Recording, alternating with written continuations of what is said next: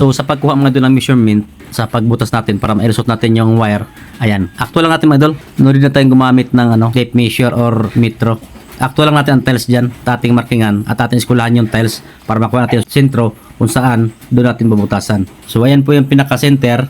So yun ang ating bubutasan. Noon, nahirapan tayo magbutas kasi wala pa tayong gamit. Mano-mano lang. Ang kagandahan mga idol, so ngayon mas mabilis mga idol ang ating pagbutas kasi meron tayong diamond mga idol na pangbutas.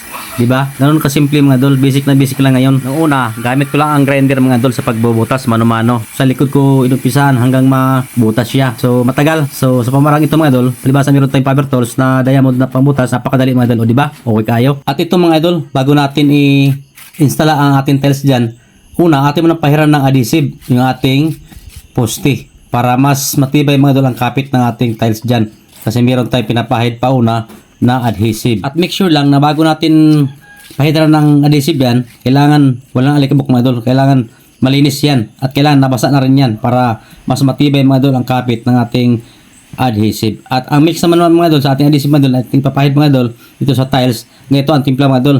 Make sure lang na maganda ang ating pagbabad, kailan luto sa pagbabad mga idol at ating haluin para mag melt yung ating chemical ng ating adhesive. At dapat ganito mga idol ang texture, ayan, smooth na siya at napakalagkit na siya. Yan mga idol, palatandaan mga idol bago natin i-apply doon sa ating tiles. At kailangan sa paglalagay mga idol ng adhesive doon sa ating tiles, kailangan pantay na pantay mga idol para lapat-lapat sa ating poste. Ayan, ginagamitan natin yan ng pangkalaykay or pangkalos para pares mga idol ang kapal ng ating settings ng tiles upang sa ganun hindi tayo mahirapan mga idol kakapukpok para maipantay yung ating tiles dun sa ating poste. At ang ginamit ko mga idol na pangkalaykay or pangkalos mga idol ating settings ay scrap lang mga idol, scrap na spandrel. So nakapaglikha na tayo ng DIY mga idol na pangkalos doon sa ating settings para pantay na pantay mga idol ang settings ng ating tiles. At ganito lang mga idol ang aking pamamaraan. Nilagyan ko lahat mga idol ang tiles ng ating settings na adhesive para dire-diretso mga idol ang ating pagkakabit.